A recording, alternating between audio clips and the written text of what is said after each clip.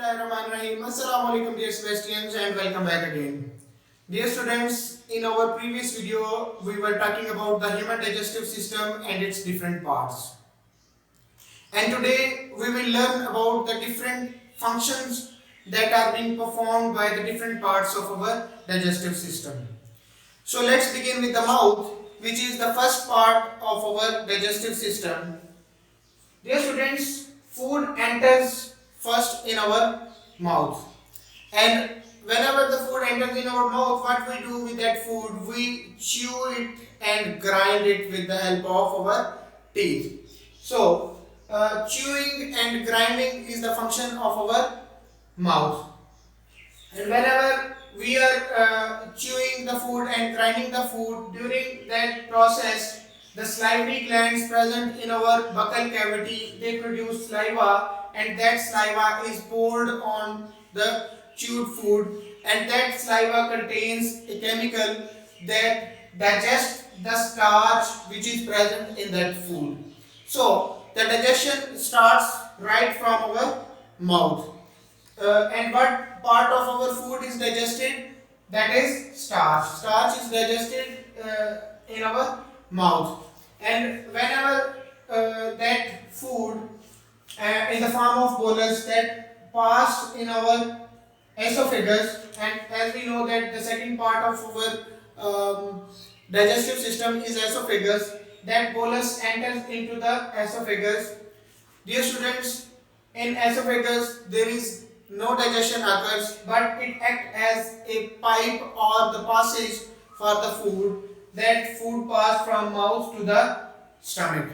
Actually, esophagus is a muscular structure, and with the help of contraction and relaxation, that esophagus push the food into the stomach.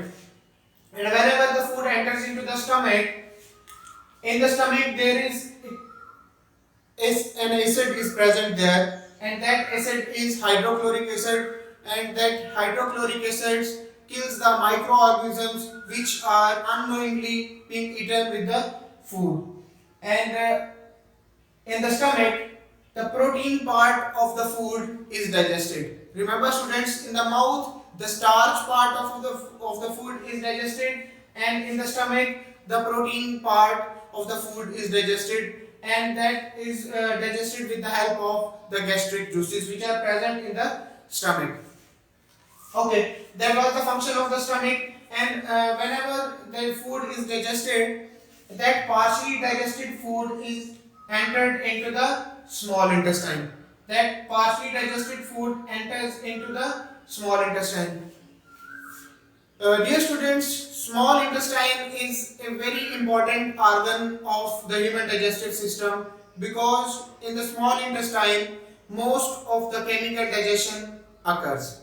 That means the food we eat that contains carbohydrates, that contains proteins, that contains fats, all kinds of nutrients are being digested in the small intestines, and that are digested with the help of pancreatic juices which are being produced by the pancreas, and the bile which are being produced by the liver. Dear students, bile produced by the liver and the pancreatic juices are produced by the pancreas, and these two kinds of chemicals, they are poured into the small intestine, and with the help of these chemicals, fats, carbohydrates and proteins are digested in the small intestine. And the other main function of the small intestine is that these digested nutrients are being absorbed by the small intestine, and that absorption is occur with the help of the micro villi and the villi, which are the finger like projections present in the small intestine.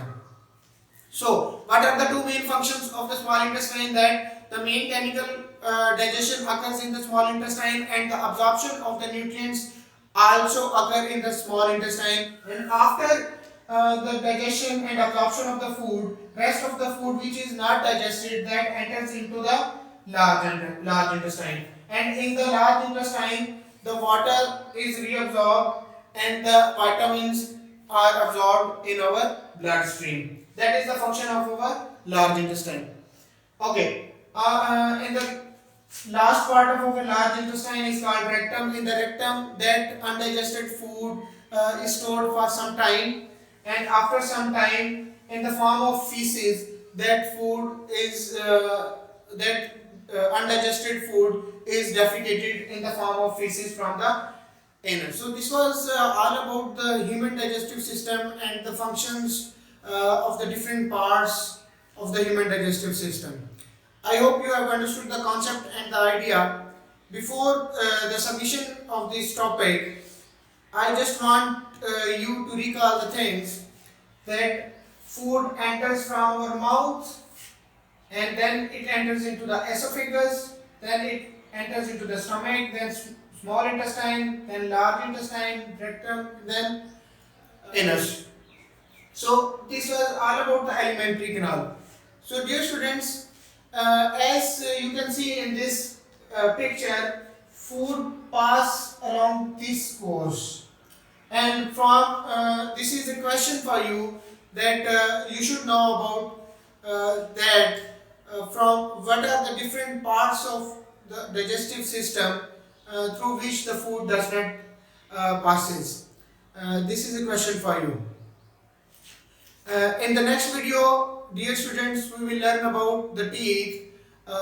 Till then, take care of yourselves and the people around you. Allah Hafiz.